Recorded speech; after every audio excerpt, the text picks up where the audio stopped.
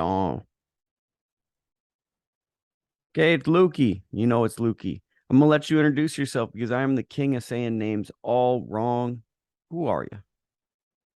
All good. I am Taylor Ramsdell. Well, I mean, Taylor, why don't you explain to people kind of a little bit about what you do because you're what we call an expert. So tell them about your expertise. Okay.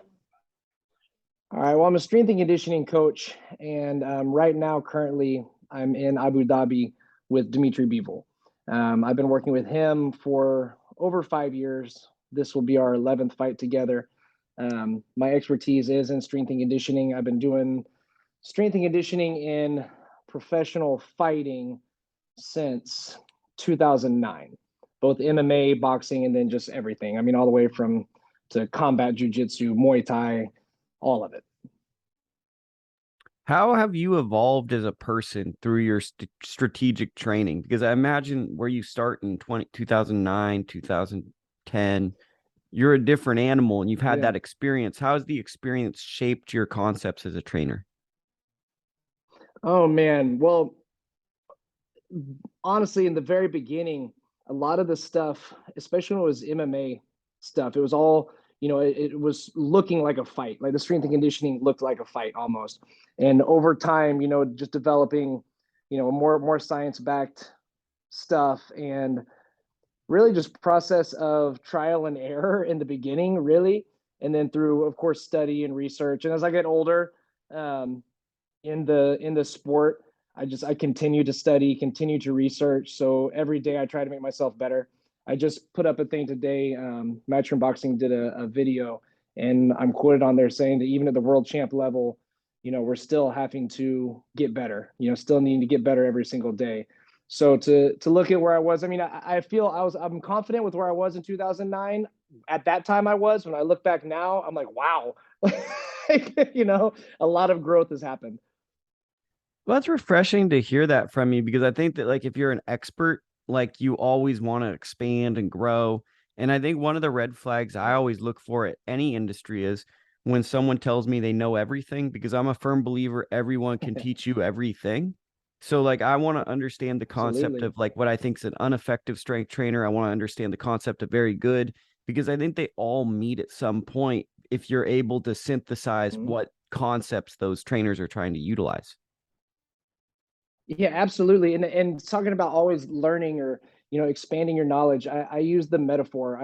I speak in metaphors. My friends give me a hard time of it, but if this room I'm in a large size room right now, and if you filled this whole room up to the ceiling in water, and you took a little like a thimble, and you went like this, and you just dipped in, and you filled that thimble up with water, that represents how much I know. And the room full of water is how much there is to learn. And I've been doing this for a long time. Like I'm confident I know a lot, but I know that there is so much more that we can learn always consistently in everything, and not just in work, but just in life. And I think that life and work, they work together a whole lot, because the way that you work with people in your day-to-day life is going to transition over to how you work in your professional life, if you are considered quote unquote an expert, because it's just your overall character, your attitude, your personality, and then you pair that up with what we keep saying, expert, with your expertise. That's where I think you find the difference in quality of positions in whatever industry it may be. I like it. You're a smart guy. I like you're saying a lot of things Well, that make sense to me. And in boxing, that doesn't always happen. I gotta ask you a well, thank you. question because look, I've been in boxing a long time. I've been around a lot of strength Mm-hmm. coaches, and typically strength coaches to me are some of the most interesting people because it's very philosophical. You're approaching it. You're kind of like, how do you maintain the athlete? How do you kind of keep them at this pace? Boxing is also a caveman sport where there's a lot of resistance to kind of new ideas. Obviously, working with a guy like Bivol, he's all in. Oh, I'm froze. I'm Froze. sorry. Yeah, I froze. I froze. So I messed it up on you. there you go. So That's okay. I can hear you though. You said working with somebody like basically Bivol. just like how do you how do you exist in boxing as someone with new ideas in a sport where people want to pass on the tradition of what their grandfather taught them and what their father taught them? Don't touch a weight, don't do that, because it seems like you have so much to give to fighters, yet boxing's a sport where sometimes people will be like, don't do that. We didn't do that in my day. Um, just watch me. Like just show them. It's through. Nobody's gonna believe anything if I'm not going to respect anybody that believes somebody just off of what they said if they don't know that person personally, unless they know them for a long time. But I'm a firm believer in show me it works and I'll believe it works.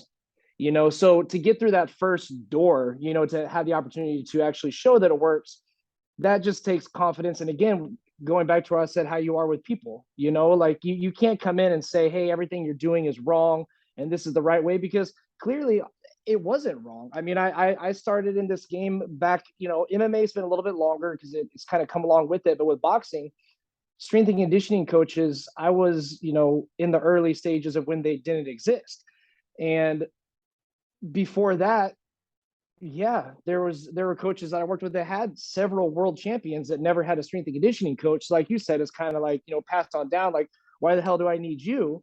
And I always would think, well, yeah, but can you imagine if those guys of the past also had strength and conditioning coaches? And to go with that too, it is a very saturated industry. I believe, or I learn from the good and the not so good, but it's a saturated industry. And I think that social media kind of twists it a little bit, and people take exercises and just throw them in there. There's a lot of stuff that gets put on social media is the more interesting things. You got to keep it simple. You got to do the basic stuff. Um, but yeah, I mean, to answer your question, I'm kind of going around about, but to answer your question, just find somebody that gives you the opportunity to show them. And then it's like, watch me and see if it helps. And if it doesn't, then, I'm not your guy. And I do apologize for phrasing that in the negative, but what I wanted was I know that there's some listeners that are old school people that are hearing this interview, Oh, and that's yeah. probably what they're thinking. So I wanted that to be addressed because I feel like Oh, boxing is absolutely. that mentality. So Dmitry Bivol is one of my favorite fighters. He's a fantastic fighter. When you Great. got started working with him, what from an athlete perspective might people not understand about Bivol? From an athlete perspective that they might not understand. Um, gosh, he is a true athlete. If he wasn't boxing, if he wasn't a boxer by profession, he would be a sportsman probably in another sport. He loves sports. He loves competing in sports. Um, so he's an overall athlete. A lot of sports. I've trained many sports. You're good at this one sport, and I found that there are boxers I've trained that are great boxers, but I'm not going to pick them for 3-on-3 basketball, etc. You know what I mean? Like, so he is an all around athlete. And one thing as an athlete, I would say more so just as a person that people are starting to learn more because he's getting more press and he's out there, is that he's just genuinely a good guy, and he's really funny. Like he's very witty, and you see his cleverness when you're watching the fights. He's a very smart fighter. So as far as the athlete, like, he's talented and he's skilled. He's just very smart. And when he's in the ring, he makes adjustments and he adjusts what he needs to do. The amount of pressure that he can handle is inspiring to myself. I, as his coach, look to him and watch him do these things under great pressure, and it's taught me a lot of things on how to handle things, because he's calm, cool, and collected, and he's a killer.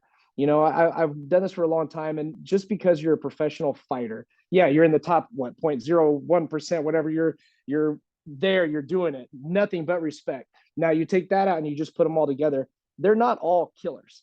You know, when you flip that switch, he goes. But then outside the ring, he's just a chill, like, super cool guy. He's one of my closest friends, and he's just a happy dude. Well, it's funny you say that because I filmed him once. I only had one Uh-huh. opportunity to film Bivol and be in the gym. And the overwhelming takeaway I had from him was this dude's kind of hilarious, but he didn't really like feel comfortable with me to say things, but like his metaphors and way of speaking, even through translation, it was Yeah. always kind of like humorous. Like he was like, "This is my band of brothers at war," and he kind of chuckles and like he probably said it a different way, and it was him and Sergey Kuzmin. And it's I trained interesting him you too. I trained Kuzman too. Yeah, Kuzmin, yeah, yeah, and it was like those yeah. two were at the gym, and it was very much like Bivol has an air about him where he's the guy. Everyone kind of understands this is the generational fighter. He's the top, like, I don't want to say top dog, but he carries himself like that. But what was interesting was typically those guys are very stoic and almost mean to a degree when you see him. And he had a feeling of, I flipped the switch and I'm that guy, and now I can be a human being and joke with you. And I think that's the unwritten story of Bivol that the world hasn't quite gotten to see yet. Yeah, and I feel they're getting to see some of it more. Like I've gotten some just messages just the last couple of days as promotions start happening. Like, wow, like he's really funny, or this, or like they're getting more interested, and I'm so happy because he, I so want him to be doing exactly what he's doing and to really reach his goals and his dreams. His current, I mean, he wants to be undisputed champion. The Canelo fight, what it did was it gave an opportunity for more people to quote unquote meet Dmitry Bivol because there's so many eyes on it. So that we're so very grateful for. So now, he's more famous. He's known much more in the boxing world. Well, yeah, much more in the boxing world, but just much more in the world. Because in the boxing world, people knew who Dmitry Bivol was. But when he fought this most recent fight, it was a big thing for his name. So now he's having more opportunities for the people to meet him. And he's one of those guys that I tell people, I have an 8-year-old son, and I tell people with kids, watch the post-fight press conferences, any of them. Watch the build to the fight. Watch this guy because he's somebody that your kids can look up to. He truly is a good person for the sport. He's just a good person for sport because he doesn't do all the trash talking. He may say some witty things, that are funny, but it's nothing that's disrespectful. He is he speaks a whole lot on believing in yourself. That's his whole, really his life motto is you can do anything if you believe in yourself, and you have to believe in yourself no matter what. And seeing these things and watching him in the post-fight press conference and all the buildup and stuff, it's just like me as a father, I'm always looking at him and I look at him like a little brother. I'm like, yeah, man, like keep talking that talk because he walks it. I'm like, this is something that's great just for sport in general. Little different question. What's his level of coordination? Because boxers, to me, typically are some of the most uncoordinated people outside of throwing a punch. So, what's Yeah. Bivol's level of coordination to you? It's great. It's honestly great. And I'm the guy too just said earlier that there are some guys I've worked with I wouldn't pick for a 3-on-3 basketball. So I get what you're saying. But I those guys I also wouldn't want to box them either. So, but with to answer your question, he's very coordinated, and we build on that. He's more coordinated now than he was when we started. But when we started, he was already Dmitry Bivol, and he'd been Dmitry Bivol's whole life. I've just come in and helped him increase that level, and to continue to progress. But yeah, he's very coordinated, very. I would assume so. I just wanted to get that as a clarification on that. When you You can go see the way he to moves too, the way he moves, like the way his style is. You can just tell like his in and out, and the way he shifts back and forth, almost bounces back and forth. I don't want to say reminds me of a bounce in the boxing world. kangaroo. They'd be like, you should. Okay, I like that. I like that. It's that's tougher than like a bunny rabbit. So I'm gonna use kangaroo from now on because I said like you bounce around all the time. Yeah, I love I it. mean, he It's literally, good. when I saw him in the gym, he reminded me of a kangaroo with boxing gloves that was thinking the That's whole awesome. time. It was We have like, a and friend. if you We have a get too friend. close to him, he's Dimitri, gonna go kick ahead. your legs. Like how kangaroos they kick your legs. Yes, You don't want to get close. And that's what it looked that's like to me. And it was like he's one of those rare fighters where it gets boring watching him work out because he's just gonna yeah. go for so long and it's gonna be so repetitive and it's so much about.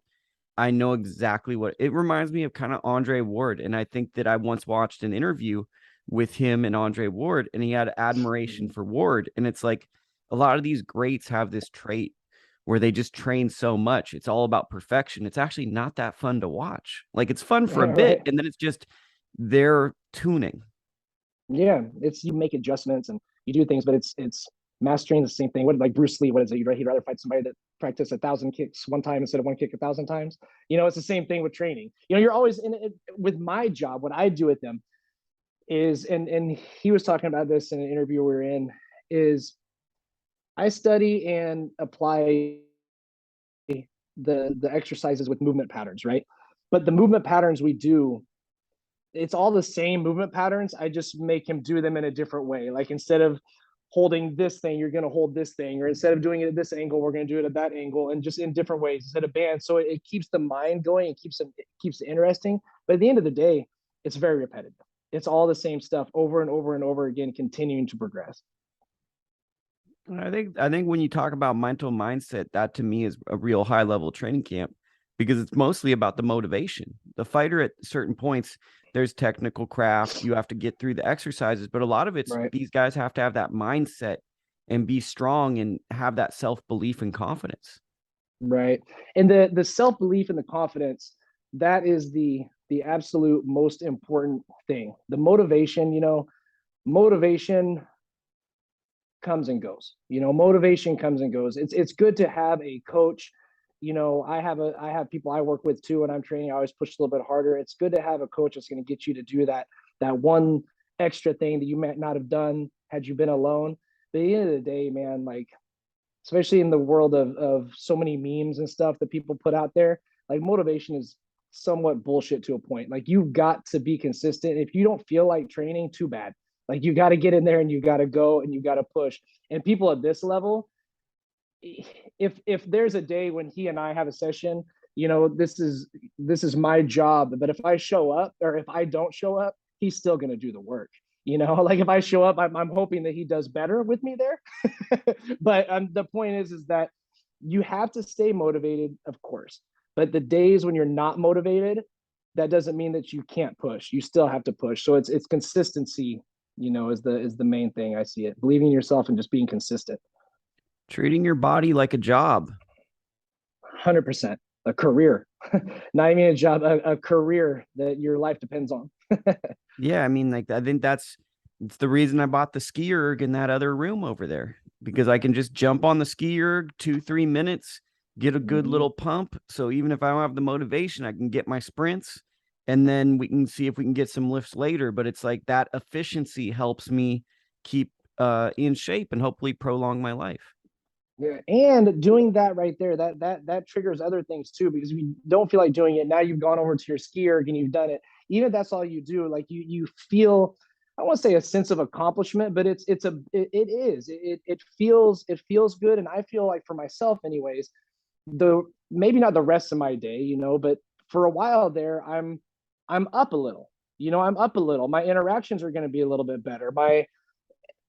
My brain is turned on more. Like, everything about it is just that, taking that one step and doing something, outside of what we call a comfort zone. Like, if you don't want to do the ski erg, you don't do it.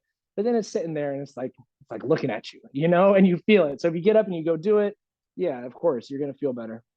My big thing, and I'm not trying to compare myself to you or Dmitry Bivol, is how do you cut away resistance in training? So, like, what is the barrier and how do you get there and do it? I don't understand. Can you explain? No, I mean, that's just my life thing. So it's like, if a car to get to the gym is my resistance, if I go, I don't want to drive down the street, how do I cut that out? If picking up a weight is the issue, how can I do body weights? I think for most people listening, there's an issue with there's something that keeps them away. There's some form of an excuse. Obviously, with Bivol and high level athletes, they better not have an excuse because their life depends on it. But I think that's like my thing is get ski or grab handles, go. Right. How you do one thing is how you do everything. So whatever level you're at, if you're a complete beginner, or if you're a world champion like Dmitry Bivol, the thing is just basically quit bullshitting. Like, if you truly want something, you're gonna go get it. And if that is, fitness results, if that's physical results, if that's something for mental, you're going to do it. The resistance that's keeping you there is just you, whatever that is. If it's the drive, if it's whatever, it's getting out of your own way, getting out of your own way. And I can say that because there are many times in my life whenever I look back and I thought that I was doing it all, or I thought this, that, and I look back, I was like, man, I was just in my own way, so whatever that may be, that can be, sitting down, like jotting down, like writing down, things that are keeping me from getting to a certain point I want to get to. And then a lot of that stuff you can probably get rid of yourself. There are some things that in life that we have to, accept, and we have to work with or work around. But there's a lot of things though that we could just remove ourselves. Yeah. So that's it. It's honestly just being honest with yourself. If you're honest with yourself, That's the Yeah, no, hardest thing no, in life 100%. because it's like 100%. I want to lift 225 pounds on the rack, but guess what? Yeah. It's not functional. It's not I can do it, but I'm Yeah. shifting up my body and all this. It's better to Yeah. do less weight, but I don't feel as good. It, It's because we haven't started training together yet. there we go. This There is we day. This go. I'm gonna ladies and gentlemen. This is day one. Here we go.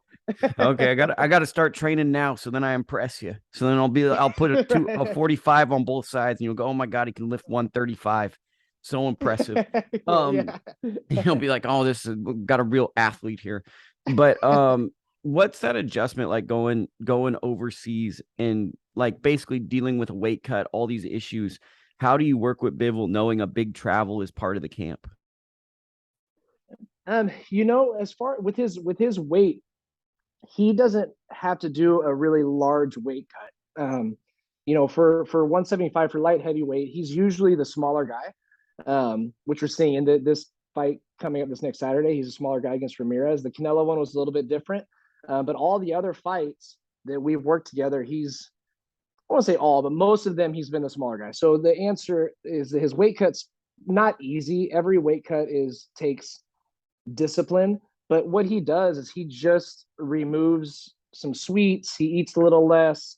He diets down. He doesn't do the whole like hot bath, sauna thing. I mean, all that stuff. And I've had people in a room with multiple hair dryers. I mean, crazy weight cuts type stuff, which I really don't like. I don't like that. It's not good for the athlete's fighting performance. It's not good for the athlete's life. But it happens. It's part of sport. But yeah, the weight cut it's not a problem. The training travel is always tough because you lose a few days, due to sleep, just being kind of out of it. But other than that, man, you just get right into it and you keep moving. And the different locations, I think sometimes can be a good thing because it's almost you look at different phases of camp. Like we're in this location and then we go to a new location. It's kind of almost like a refreshing thing, like we're at somewhere new. It's like you're in So the you can army. sorta, I guess. I was never in the army, so I don't know, but I do know that we're on the road a lot. I was gonna say, I like your philosophy with that. True or false? Is it good to get a workout in when you travel overseas and there's jet lag? Like right when you hit to get a workout in. It's always good to get a workout in. I like that answer. I like that. If Bivol were to fight Better Beef, is it more a mental battle or would strength be part of the equation? It would be everything. I mean, every fight is mental and physical. It'll be when and if they fight, it'll just be another fight. So I think that's the fight that a lot of fight fans want just because of the excitement around the two fighters. And I think also the contrast in their personality, Bivol being they're very similar, but they feel Mm-hmm. very spiritually opposite. Yeah, I don't know Better Be personally, so I can't say anything on that. But I do know that it is a fight that I know a lot of the fans want to see, and he's got the belts. It's a fight we want because the thing is we want undisputed. But then you also sit back and think nothing is even to be talked about until we beat Zurdo Ramirez this Saturday. Like So it's like and in boxing, and you've been in boxing a long time. There's all these like it's a whole thing like the TV shows where they have the room with all the strings on the wall and the pictures and stuff. There's no telling what could come next, and people ask us like what's next. We know what's next just as much as you do. Like we're waiting. We got to win on Saturday, which we will, and then after that, then the talking and the business starts, and we go from there. well, that's the boring side. It's like Perry Mason. They got the suspects and they got the string and Yeah. they're connecting them. I guess I actually had one of the most awkward interviews ever with Better Beef. I think it was a good one, but it was Yeah. just like he's a very like I'd say intimidating guy, or like he Okay. likes Yeah. to protrude an intimidating persona. And I wouldn't say I was intimidated. I wouldn't say I wasn't intimidated, but Right. he has a persona. And then when you look at Bivol, it's like he's also an intimidating guy, but just in a different way. I was kind of curious with this Zurdo fight. What's one of the key things that you think you two have worked on building up his body that people maybe could look at and go, wow, that translated to this fight on Saturday? Yeah, we continue to work on the same things every camp. While with that said, I stay up late. I look at everything. I look at all the videos that are out there that make sense to watch, and I even watch some that probably don't make sense to watch. But with the training, Zurdo tends to like to put some pressure on. He has a good gas tank. He's got the length, but he likes to come forward, and he likes to put combinations together. So it's just another camp of making sure that Bivol can go, if it goes the distance, can go 36 minutes, 100%. Zurdo's got a good, power of this body shot. So, Bivol's body is ready. But yeah, I mean, to watch and see what we've done and what works and what will work is just to watch his movement, watch how the rounds go. I like watching my guys, and I like seeing them get better as the rounds go. And it's not necessarily that they're working harder, getting better, but sometimes it's because the other guy is getting tired. I don't know at all if that will happen with Zurdo. My hope is that, he's ready and they come, and it's a great fight for the fans, and Bevel's hand has risen at the end. The thing to watch for, though, is just his overall athleticism and how he's able to maintain and apply that throughout the fight. Does a part of you, when you watch like Bivol fight, it feels like you're a part of the process of a Mona Lisa? Because I'd imagine that's like part of it is like you're a part of a fighter that's going to mean so much to so many people across the world, not even fight fans. People across the world are going to look at Bivol as a symbol of hope, and you're a part of that process. Man, it's I mean, it feels great, and it's very humbling, and I'm very honored to be a part of the process. I've worked very, very hard, and give my best, to make sure that he performs at his best. At the end of the day, it's Dmitry Bivol that gets in the ring. It's him that's throwing the punches and slipping the punches and doing the work. So, yeah, I'm just very happy to be along for the ride. Spoken like a true coach. You reminded me of like when I did the NFL coach ones, and they'd all give you the same answer. There's this many guys on the field, one play at a time. It's not it's team. Very good coach answer. That was bringing me flashbacks. I think I appreciate it. I played American football, and then that makes me think it's no I in team. I saw an interview with Shaq just recently. It was Kobe Bryant, rest his soul. It was something during that time, but I guess that Shaq went over to Kobe and told him that he needs to pass the ball. There's no I in team, and Kobe said, "Yeah, but there's a me in that motherfucker." I thought that was pretty funny. But yeah, that goes completely opposite of what I just answered. But yeah, no, for this thing, it's definitely there's a team. There's Team Bivol, right? These fighters, there's team in the guy's name, Team Bivol, and we all sacrifice, and we all work, and we all give our 100%. But it's not a team sport. It's an individual sport. And yes, I feel that I am very confident that I do my job very well. The boxing coach, I am very confident that he is one of the best in the world, if not the best. But when we get there, there's 3 minutes. They're coaching. There's stuff in between the rounds. Ding, ding, ding. It's all you. So yeah, it's like I said, it's just an honor. It's I'd say like you're part of the support system, but it's unfair to say team because you don't take the punches. Right. Correct. Okay, so I mean, there are punches that are maybe felt, win or lose punches that are felt, but not actual physical. I'm not going to get punched by Zurdo Ramirez on Saturday. Thank God. And Dima might not get punched by Zurdo Ramirez very much either. just saying. The guy can move. So if we were to go to a weight room or one of your training facilities, wherever, what's the one unbelievable workout that if Bivol did this, like most people would not be able to understand how elite he is at this exercise? What's the gold standard Bivol workout that the average human being would be astounded by?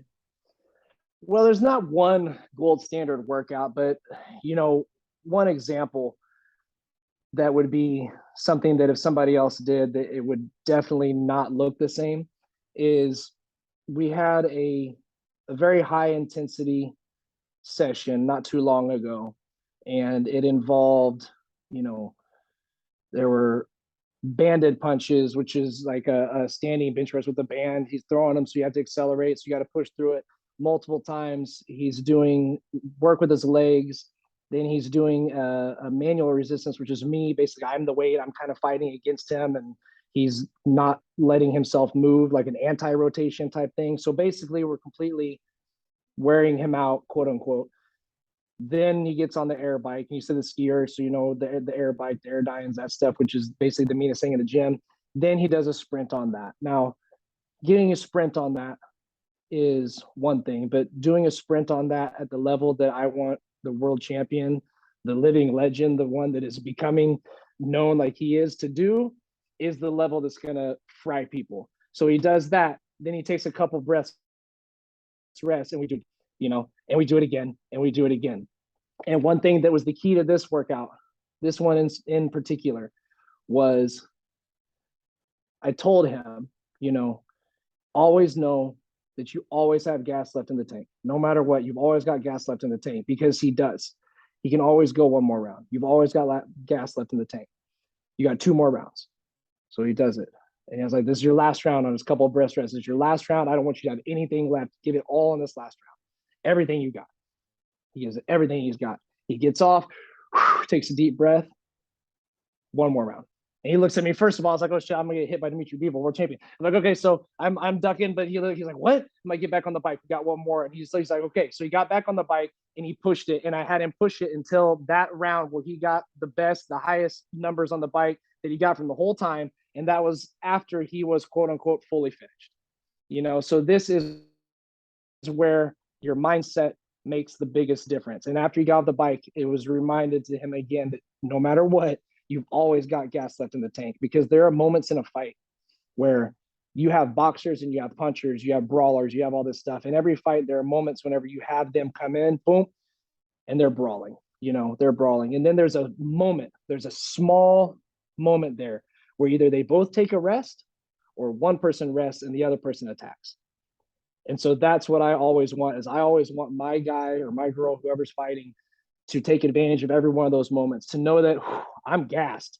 But wait, I remember I always have gas left in the tank. I can always go more. I had another fighter I trained.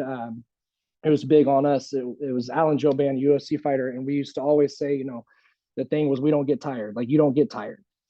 And the way that I talk to my fighters about this is how I say that it makes it impossible for you. It's impossible for you to get tired, because this is, how much work you put in the gym. You trust the process. Everything you've done. So if there's ever a moment in the fight where you feel your arms are a little heavier, you're a little tired, or you're out of breath, or your legs are heavier, whatever it may be, in that moment, there's a big thing that happens. The person either thinks, oh no, I'm tired. Oh man. Or he thinks, ooh, wait a second. If my legs are feeling like this, I know how his legs are feeling. His legs are feeling worse than mine. So now that you go back to full circle in our conversation, now you're in the motivation. So now you're telling yourself, if I feel like this, I know how he must feel. And now I'm actually excited. So now you're going off a little adrenaline and mindset, because your body's going to go, but your mind has to tell your body to go. So now instead of frowning, you smile and you go. So in a way, it makes it impossible for you to get tired, because if you feel tired, it should excite you, because you know how that person feels. You reminded me of one of my favorite people in boxing, Mark DeLuca. I forget who it was, and the guy was hitting the heavy bag and goes, come on, man, your body is strong, your mind is weak, just keep going. And I always remember that, because it's like your body can do a lot more than you think it can. Absolutely. And especially whenever you're training the body, if you're conditioning the body, it can go. I mean, human beings are pretty resilient, when it comes down to it. We're pretty resilient. Well, I'm out of time. I probably All kept right. you too long. I got the free Zoom Oh, plan. They're gonna kick me off. I all we're good. doing it on a budget. But where can people follow you and all that stuff? We want them to support.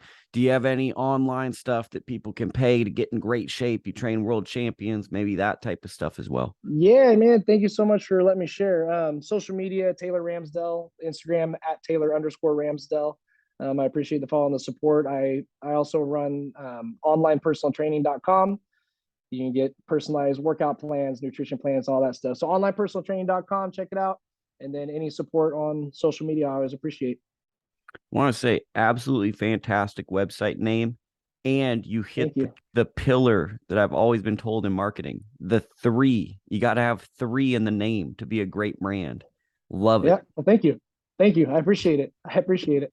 As someone that does some marketing myself, I'm like, that's a great name. I wish you the best, and Hey, have man. a Thank great you. fight in life. So I I wish you the appreciate best. it, man. Really good energy, and I greatly appreciate the interview, my man. Well, okay, I'll Venmo you the money for saying good interview and stuff. We had Hey, an off camera agreement, but I got him. So Perfect. you know what it Perfect. is. But wish you the All right, best and I'll take check. I'll check the account.